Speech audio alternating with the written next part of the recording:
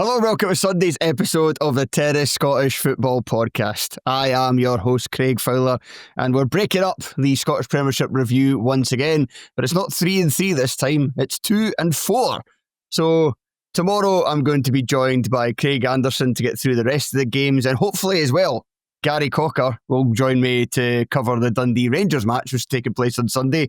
But for this podcast, is looking at the 2 games in the Scottish Premiership, which took place on Saturday. That was a 1-1 draw between Livingston and Falkirk, and the game we will kick off with a 3-0 victory for Hibs away to St Mirren. And as we're kicking off with the high bees, it's fitting that my guest for the show is Tony Anderson. Tony, how's it going? I'm very well, Craig. How are you? More to the point. Yeah, I'm not too bad. We are recording this before I'm going to head along to Tynecastle and hopefully see Hearts continue this incredible start to the campaign. It's one of these times now where I'm nervous before every single match. Yeah, when it gets like that, like as I said, I had it last season where, you know, like there's too much on the line, so every game's big. Yeah. So there's no mundane fixture. There's no like gimme anymore because like the pressure starts ramping up if you want. Like for Hearts now, it's about if you're going to actually try and have a title challenge. Last season, for example, with Hibs, it was because they were so far behind. If you were actually going to finish third, you basically couldn't lose. You couldn't lose any more games because you'd lost them all at the beginning. So every single game takes on like huge importance. So like you start, it's like you're going to watch a cup game every single week. And it's stressful. It's stressful for It's stressful. And you keep thinking about it during the week as well. Yeah. You can't, the football takes over a lot. You start thinking about it all the time because you're doing well. See when you're crap or when you just don't care, you know, you're just that bland and boring. And there's something to be said for it. When you're having a crap season, like just a mediocre season, a home game against Dundee United's like, you turn up 10 minutes. Might not even go. You forget until like the day. Like, who are we playing again? Yeah. But now you know every single thing about every single player and everybody that you're playing. You're well on top of it. So must be stressful being a team that actually does stuff. Must be. Well, how are you, Tony, before we get on to the game? I know you were at the pub watching the match last night. I did. As I say, like I didn't actually go to the game, which I'm a bit regretful now. And it meant that I woke up with a stinking hangover because there was no break up in the pub. Because normally there's a break in play. But I went to the pub at about 4:00 and saw the second half of the rugby was on. And then the real stuff started, thankfully. And I was firmly put to my bed by my wife at about 11:30 at night when I got home. Ushered in. She just told me just now she took my shoes off for me, so not great. So not great. But Hibs won, so that's what really matters. And it was a good laugh. There you go. Yeah. So yeah, as we said, Hibs won 3-0 away to St Mirren. There was a wee bit of controversy with the VAR controversy with St Mirren at Sweden Stadium. Who would have thought it? We'll get to that later on. But Tony, overall, what did you make of the Hibs performance? Thought they were really good, but like not to go into the decision straight away, but really just when you talk about margins in football, like with Hibs, I think are really good. Like in other games where it's went against them or it's not worked, then everyone's sort of up in arms. And then when it goes sort of for Hibs, then they get sort of like a comprehensive victory. And this is when you have to start thinking about performances and the fact that Hibs never get turned over, ever. They're in every single game. They're always liable to score goals. And that's something I think that people need to remember and not let other things happening in the league sort of cloud that sort of judgment right now. Is that with David Gray overall, since that bad start, whatever, like it's the consistency levels are unreal. And it's just unfortunate that this season it's so many draws. And the fact that there is an Achilles heel in terms of the last minute goals, which would really cost us if they were to even cut half of them back. Hibs would probably be winning the Europa League and win the Scottish Premiership. It'd be an absolute doddle. Everything would be great. But yeah, for a manager like Gray, to be at this stage already in his career, so young, to manage to get this much out of so many players and improve so many people and sort of never be out of games. You think he'll improve in terms of his tactical acumen over the years to come. And I do think there is a lot to be said that David Gray due to his demeanour as well. I think the way that he controls things, that he might actually go on and have a pretty good. And I'm not talking about that he goes on and wins the Champions League, but I mean like he could go on and maybe have a career like Alex Neil or someone like that, for example, where he's a solid manager who achieves quite a lot and makes a lot of money and manages it at sort of big clubs all over the UK or whatever. So you said, you spoke about tactics there. There's been a lot of pressure on Gray recently from Hibs fans to change things up. I don't think the 3-5-2 is working as well as it used to, but he stuck with it with this one and he gets the result. So how did it work against St Mirren? And he also, with the fact that he brought Chris Cadden back in to play right wing back, he dropped Chaiwa, which I was very shocked at because he was by far and away Hibs' best player last week. And he brought Mulligan back into midfield and he stuck with Barlaser. And you can criticise Grady and he gets it, but that all went spot on because Chris Cadden was really good. He scored a goal. Barlaser, similar to when he played at Pittodrie a few weeks back, was outstanding. And the fact that Barlaser played so well, in my opinion, meant that Nicky Cadden played really well. It was probably the Nicky Cadden's best game in a long time for Hibs, and it was because Barlaser was playing so well. Something I spoke about on the pod last week, and I took you notes as well when watching the Rangers game, is not Hibs' inability to switch the ball as quick as they were last season, which is making, it's basically magnifying Nicky Cadden's weak points, which is like, he's not like a tricky winger. He's a crosser. He can buy himself a yard and stuff like that. It's not that he's not particularly quick, but he's got decent acceleration. But like he's a moments player. You know, he works hard, but it's all about where you give him the space to put in a cross. Because I don't think anyone would debate that he's the best crosser of the ball in the country. But he lacks in other things that normal wingers would normally have. So the team, if you want Nicky Cadden to do well, you have to make sure that you magnify his positive bits. And Barlaser's performance yesterday was bringing Nicky Cadden into it constantly, which meant he was always getting chances to cross the ball. And Mulligan being back in midfield, Mulligan was absolutely brilliant, man. He was so good. He's such a good player. There's so much to work with there. And like I've said before, he's just the archetype player that you want in Scottish football. He's absolutely perfect for it.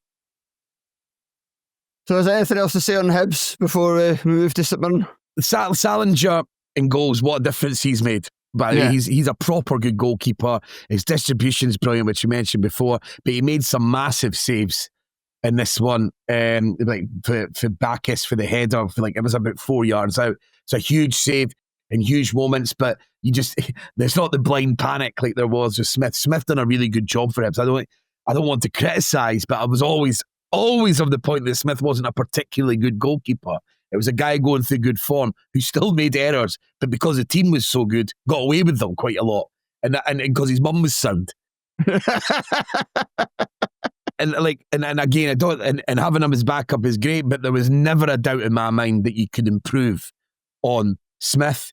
And I personally still think it was a mistake to wait so long to bring it out. So I think we'd probably have a few more points now if Salinger had been brought in early. And Hanley, again, just what a player, man. What a defender. He's just so consistent. And at this level, where maybe his lack of pace or his lack of technical ability doesn't get shown up as much as it might do at sort of the top level international, or if he's playing the English Premier League. In Scotland, honestly, man, he is absolutely strolling it every game. He strolls it. He's never looked in bother, blocks everything, headers everything, and it never looks like anyone's going to cause him a moment of he doesn't look like he's really breaking sweat. And it was it's a really clever signing, and again, still a bit strange why he didn't come into the team earlier, because he's clearly the best defender there by quite a distance. I wonder with him it was probably a fitness thing, because he didn't sign until August, didn't he? So he didn't have a full pre-season of working with a club. I'm sure he worked it himself, but I don't think it's quite the same, because, well, I think you have to have tremendous self-discipline to work yourself as hard during pre-season as you would be worked under a manager. Absolutely. It's like if you go to the gym, you'll get worked harder if you go to a class or if you have a PT than if you actually go yourself. You're always kidding yourself. You're always kidding yourself. You will stop when you get really, really tired. And so you're probably absolutely spot on. But it was great. I thought Hibs were really, really good. They went for the jugular, which is something that they've not done, something that we spoke about, being overly cautious in games, and they didn't do that there. But again, and there's so much about football, and I don't overall, but I feel it's quite a big thing in Scottish football at the moment. Like the decisions that make the momentum, it changes absolutely everything. It's like even with Hearts now, Hibs had it last year. Like when you go on the runs, you need a couple of decisions to go your way to begin the run. And then the momentum starts to get place. Then you start to, but that's something that's maybe a bit frustrating, because I think I hate talking like this, because I've always been someone who likes to stay away from referees. It's not something I like to really talk about, but I really do and go like the VAR's actually made them look worse, and it actually magnifies how bad they are. So it does, and now because you spend the time looking at it as much, you never used to, and now it feels like that the referees have such a massive impact on team seasons. And I know that might sound like an obvious thing to say, and what people would say it's happened forever, but when you look at it closely, the momentum swings in matches, the momentum swings in team seasons, and how it goes once you get a little break. Because yesterday, like the offside for the St Mirren's first goal for Marcus Fraser's for the header, I do actually think it is offside. Yeah, I do, but again, not convinced by the way that it's done. Like when you're looking at it, you're like, these things are given to you as like a factual error, is what you're told. I don't fucking believe you. I don't believe you. I don't accept it. It's factual. I don't. We should, for those who haven't seen it or listened, have they seen this or watching on YouTube? So the disallowed goal for St Mirren, which took place in the 5th minute, Marcus Fraser scoring a header, kind of worked a set piece move out wide, and then he heads it in for close range, went to VAR, and he was adjudged to be offside. The controversy is that when you look at the lines that they've drawn, the ball is beyond the blue line. So the blue line's being the defensive line, the red line being the attacker. So it's got the line for Fraser, which is kind of drawn down. Even that in itself looks a bit weird because it's through bodies, which is never a good sign. But the ball is advanced to the blue line. Now, obviously, if the ball is, beyond Marcus Fraser, it doesn't matter doesn't matter where he's standing in relation to Grant Hanley. He can't be offside because he's behind play. But it looks like they've forgotten that. It looks like they forgot that it has to be the front of the ball where you draw the VAR line from. Not where Hanley is. And yeah, I think I agree with you. When you look at it really closely, I don't think there is a part of the ball that's touching that red line, so he still would be offside. But it seems like they're in this VAR booth. These part-time guys, they're working 9 to 5 all week. They got families, they got everything, and then they're thrust into this studio, this wee box, and it's like, right, make a decision in 90 seconds.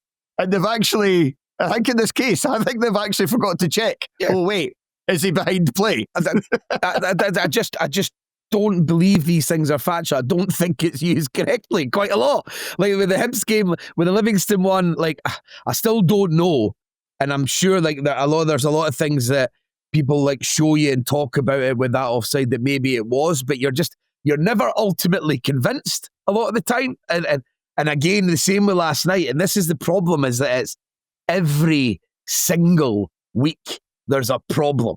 It's like if this was coming up every month, if it was coming up every 2 months, and you were talking like there was maybe over the course of the season 6 egregious errors where you're like, right, there's a mistake and you accept that for human error. But when you're getting into like, there can something be multiple in the same week, you're like, this isn't going well, and it's taking away something for the game, and it's a waste of time. If it's not factual, it's all just a waste of time. You'd as well just go with what it was before. It's just if you're not gonna invest the money properly, I don't want VAR in general. But on top of that, if you're not going to invest the money in the full thing, it is like the single most pointless thing to have if you're not able to make things conclusive, and also the things that you lose from having VAR in sort of like a football fandom sense. It just, none of it makes it is good.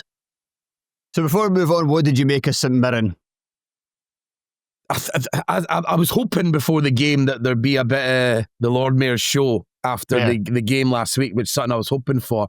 I thought Hibs started better, and then St Mirren, they created a few chances, they mainly from set pieces, and they did have the big chance from Bacchus with the cross.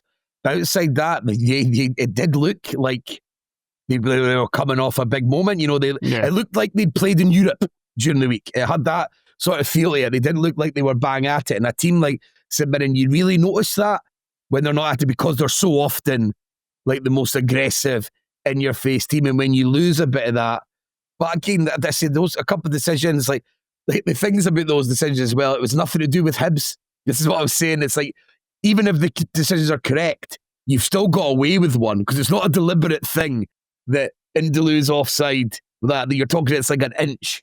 And the header for Fraser, their defending is absolutely abysmal for him to be able to get a front post header. There's no one within like 4 yards of him to score the header. So that's luck, rather than it's not by design that you've got there. They looked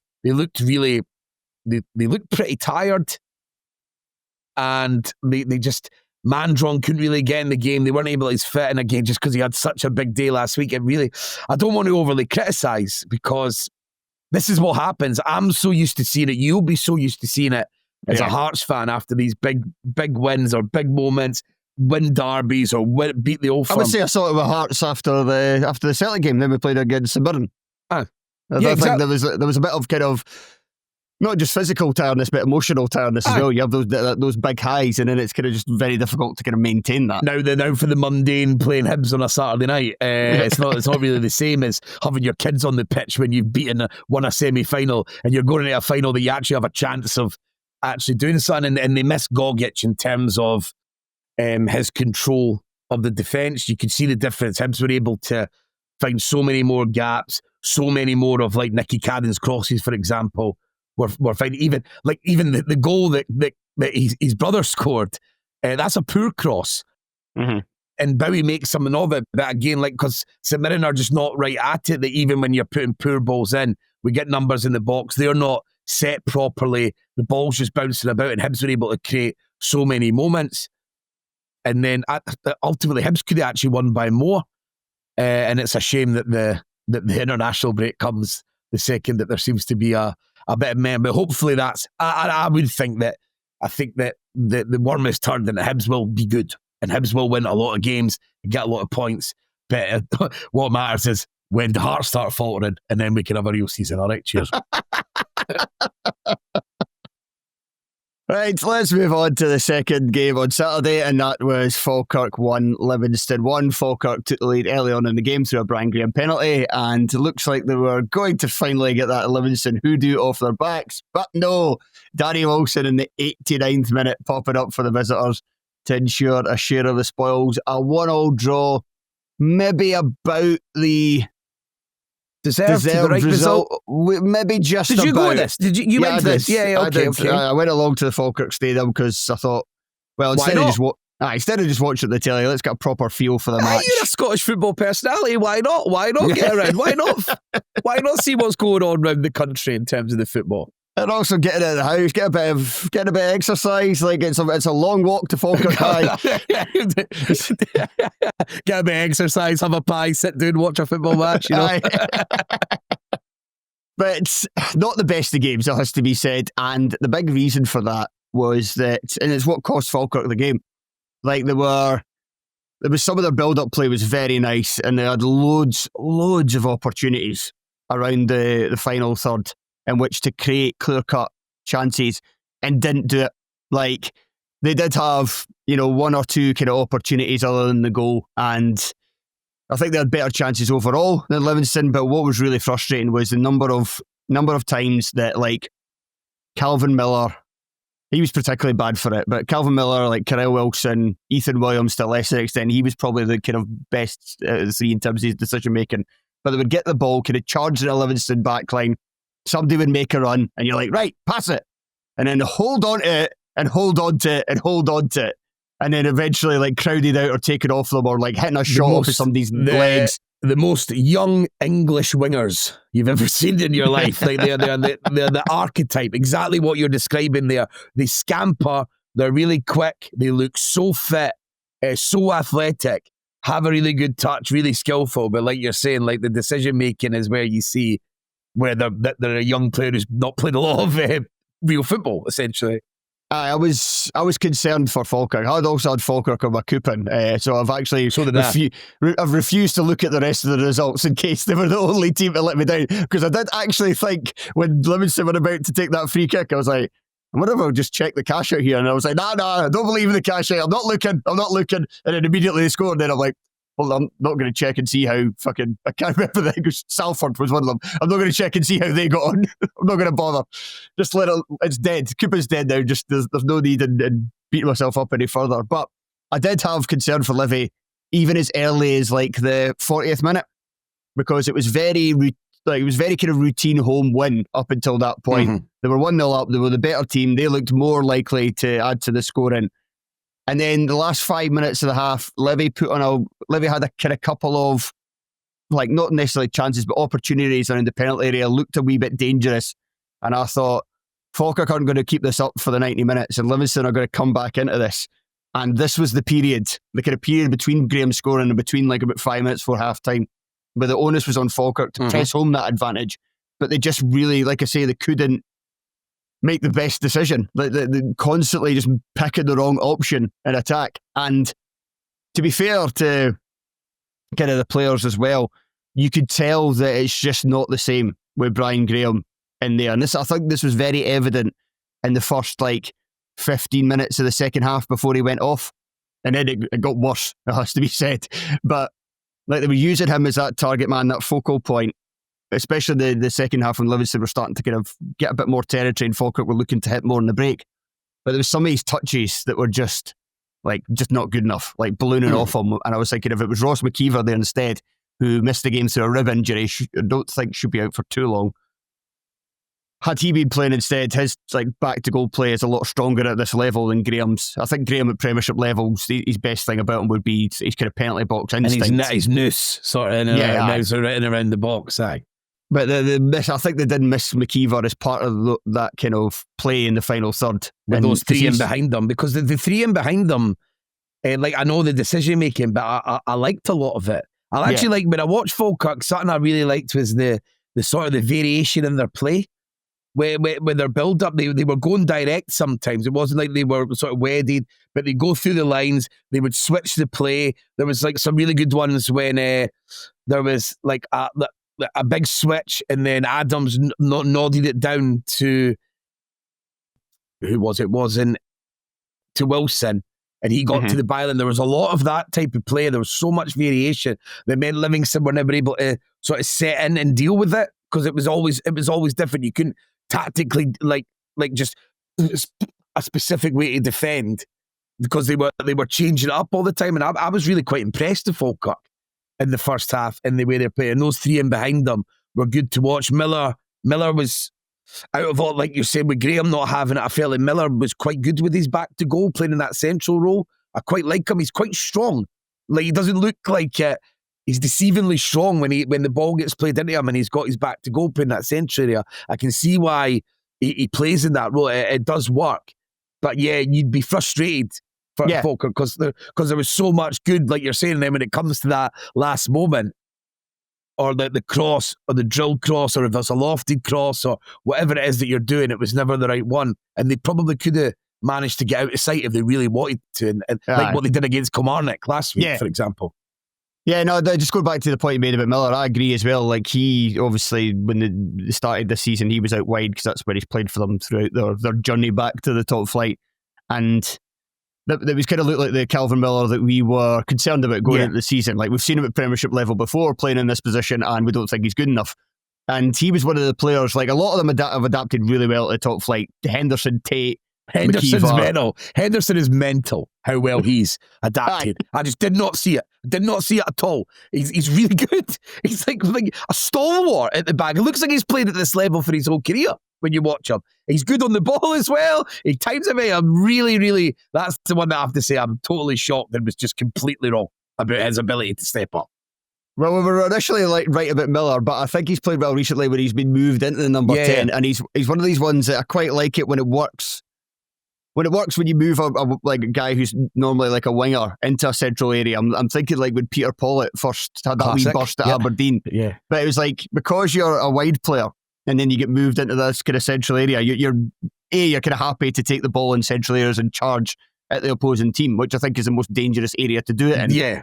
And it also means as well that your movement, like you've just got that natural inclination to drift and to attack, like beyond, like to attack each channel and to go beyond the forward and to do a lot of things that a quote unquote natural number 10 maybe doesn't do. They're more about kind of finding space and finding pockets, whereas you're more, kind of when you put a winger in the situation, way of playing, up and at them kind of thing. And I like the way that even though like his final ball, his final decision making let him down yesterday, his movement overall was very good. Yeah, and the Tate, like you were saying there, Tate was everywhere apart from when he gifted Silla the shot from the edge of the box, which was absolute lunacy. A reverse pass. You're facing your own goal. Yeah. He did. It was absolutely mad. But outside of that, I thought Tate was absolutely everywhere. Another player that's really come on, and obviously had that, like when he went from Hibs to Falkirk last year in the Championship, in the first half of the season, he was possibly like the best player in the league. And I know that calmed down a bit, but he looks, with him and Spencer in there, there's so much energy. There's talent as well. They're technically good. It's a massive, like, shut the fuck up, really, after what we were saying at the start. I think I've never been proved more wrong. And having McKeever's a big miss, and that's the kind of that's going to be I know he's due back soon, but say he goes down for a long time, that's the kind of thing I would say that Falkirk could be in bother. I think everywhere else in your team they looked and they've got depth at the kind of sitting midfield positions. If Henry Cartwright can't get a game with how well good he's been, because he's good, and then with the supporting three attackers, you've got like Tate could be moved further forward as a number 10. Ethan Ross is now back. Aggie Man's kind of a decent kind of sticking plaster off the bench. He's a good sort of off the bench player because he brings a bit of chaos in that. Aye, and you've got Arfield for that similar role as well. Goal scoring as well, yeah. You've got quite a bit of depth there, but in terms of the forwards, you've got McKeever and then you've got Graham to bring on the last 20 minutes of games. And so far, from what I'm seeing from Samuel Ogunsue, I think that's how, I don't know if that's how you pronounce it or not, but that's my best attempt. He did nothing. Like he's one of the players have brought up England, like Lisa brilliant again. Brilliant again at left back. And that's what I said, everyone is never played left back. I don't think he's ever played left back before this season. He was brilliant. He was one of their best, maybe the best player of the park. It's like, we've not mentioned him, but he was absolutely brilliant. He was excellent. Connor Allen just looks like a more no nonsense, like therefore he was better dribbling defender. out with the ball though. I was watching it and he was dribbling out and he was passing again. I was just sitting there like, fucking hell, I don't know anything. It's a John McGood factor. It's a John McGood factor. Yeah. That's when we said on that preview pod that if he's going to make what he's making happen, I'll be like, you have to be the fucking best coach on the fucking planet. Well, maybe he is then. Maybe he is. Because like the way that how much he's getting out of them, how expressive. The main thing I notice is how, like, when you're talking about like Connor Allen and like Henderson, it's like they look so confident, and to be putting them, and like I say, like playing above like what you would think that their talents would allow them in terms of the risk taking, the dribbling, the passing, that type of thing. Normally you think, oh, like you don't want them to be doing that. You want them to, like you're saying with Connor Allen, being no nonsense. But he's managed to get these guys thinking. He's got them believing that they're someone that they're not, and it's worked. And so it's like I say, it's really impressive. But maybe a bit on to Livingston, who after just finish the point. I was saying like Samuel Ogunsue. So you've got Williams, you've got Lisa, you've got Cartwright, and you've got Wilson, who are all young English guys. Who you're all like, when Falkirk could bring them in, you're like, you're going to be relying on these boys. I've seen this all before. I've seen this all before. Not sure about this, but they're all great. Samuel Ogunsue has not looked good so far. He done absolutely nothing when he was put up front, like really nothing at all. And that was kind of a big reason why Falkirk kept getting deeper and deeper as well, because it was like nobody just at the tip of attack anymore. But yeah, going on to Livy. So, firstly, I was quite surprised at the starting 11, but it kind of made sense once the game started. And that was Yengi coming back left in. Wing, because I'd read with their last game that Livingston fans felt that they'd found their best front three in Lewis Smith, Jeremy Bakila and Stevie May. So it was Smith on the right, May on the left, and Bakila through the centre. Bakila's now getting better starting to kind of perform a bit more in terms of doing things outside the penalty area. Smith is your, chalk on the heels kind of winger, taking the fullback on, can go inside and out, and May is there as the kind of second striker with like his... defend from the front. Defend from the front, also like a decent... defend from the front, but also just kind of like an experienced, kind of clever footballer in terms of picking up space and stuff outside the penalty area. And also I was surprised I went away for that with Yengi coming in at left mid and then May being put in the number 10 spot, but you can see what they were going for, which was that when Falkirk were passing the ball out for the back, to basically push May up and to have it as almost like a 4-4-2 with May kind of leading the press. And then he had to go off in 23 minutes, having given away a penalty. But in that time, he was one of his best players. To bits. Smashed got made, and then he smashed it to bits, got himself injured, and then during that moment, also the penalty just got brought back after he'd done it. Like a terrible, terrible minute for a player. But he was definitely their best player, like both in a sort of offensive and defensive sense. May was absolutely everywhere, and he was the one that was sort of leading the charge for Livingston. That was a weak thing for Falkirk early on, was that they couldn't really get a handle on May's movement, and they kept getting the ball in space in that kind of number 10 role. And Livingston, in a couple of those instances, should have done more with that. You were a bit bemused as to why Yengi was starting in the one going for the long diagonal, and then I brought up in the chat, I was like, well, is he actually good in the air, or is he just tall? Well, that was my assumption when I see Yengi playing left wing, that there must be a plan here. But he went up against Adams and they weren't doing the long diagonal, like you say. Maybe it's because he's just not good there and they know that, but also like when he was going one-on-one with Adams had him absolutely pocketed every single time. He won the ball every time when it was like a one-on-one sense. So I'm not a big Yengi. I'm not a Yengi brothers guy, I'll be honest. They have to be two of the poorer players in the Scottish Premiership this season. It's quite funny they came from the same womb.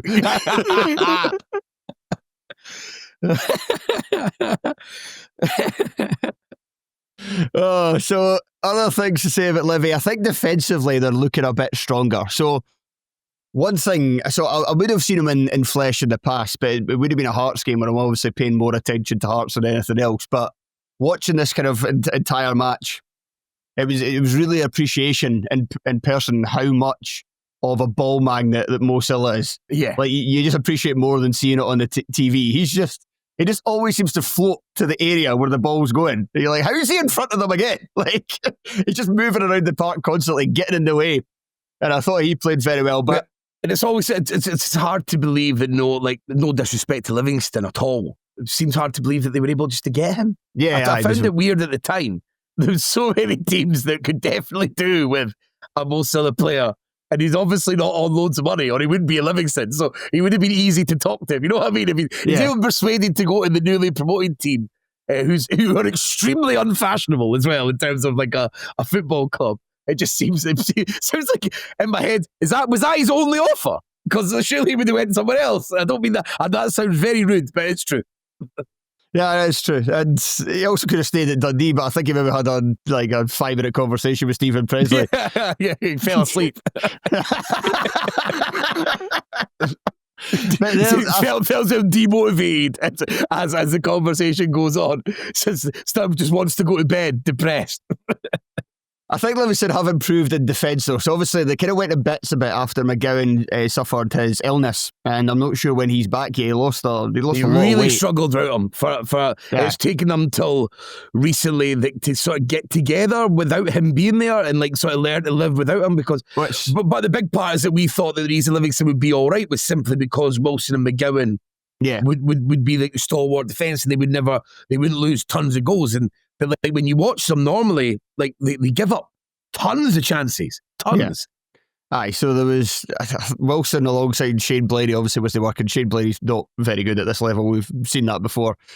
And I don't know whether Wilson was just kind of worrying about whether he had to look after too much, but he went in a really, really kind of poor run of form. But he's been back looking good, so I thought he was decent against Falkirk. Obviously got the goal as well. And what they've done is they made a signing. They signed Joshua Brennett. It could be Brené, but he's Dutch rather than French, so I would say maybe Brennett. Joshua Brennett came in at right back. Didn't even realise this. This guy signed on the 1st of October. Obviously took him a little bit of time to get him up to speed and in at the starting 11 at right back. but he's got a couple of caps for the Netherlands and was playing in the Eredivisie just a couple of seasons ago. And he's not a striker, so you don't have to put that tax on it. Exactly.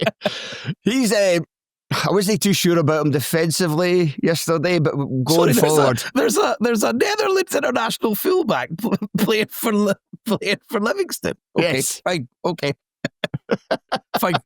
If you insist. I think he switched to Curacao afterwards. But yeah, he's got two friendly caps for the Netherlands in like 2016 or something, where he was at PSV. Okay. He's only 31. It's not to say he's like completely past it.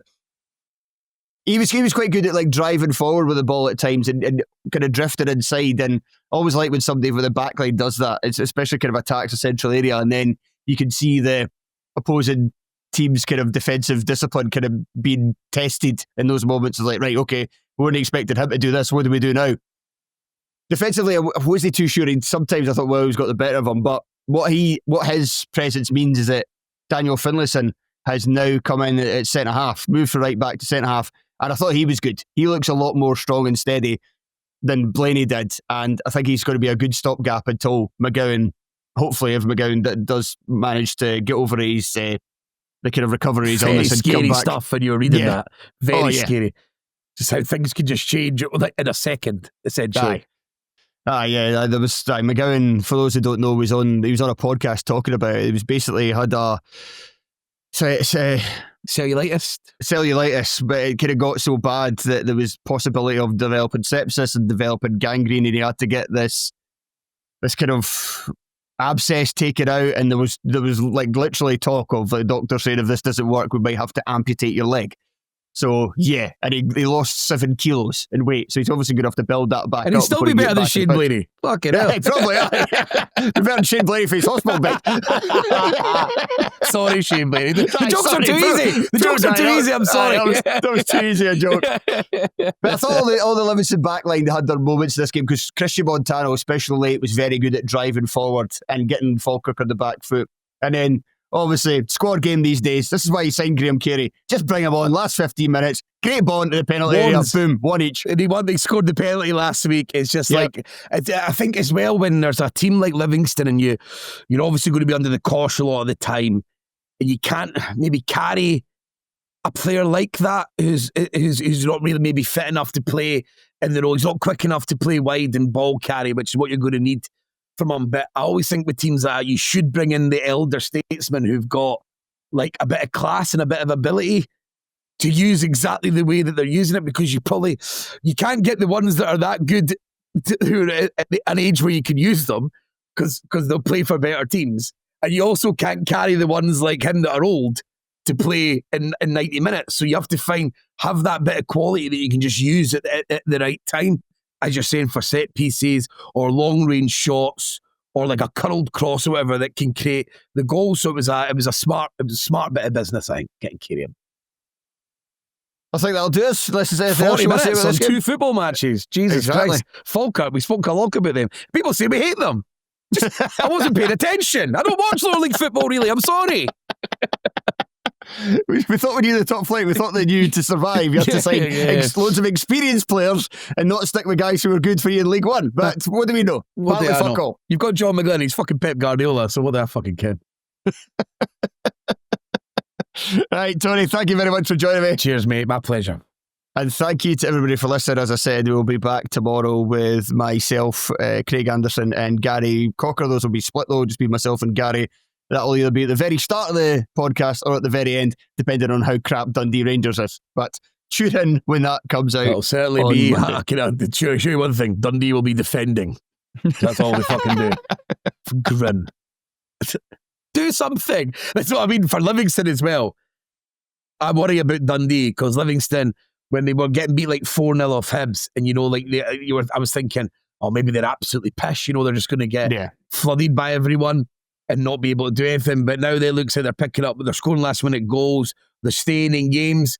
I'd be worried if I'm a Dundee fan with that, because if they're going to insist on playing in this style, they're just, you're never going to win loads of points playing like that. Yeah, no. You might win some, but you're going to win about 30.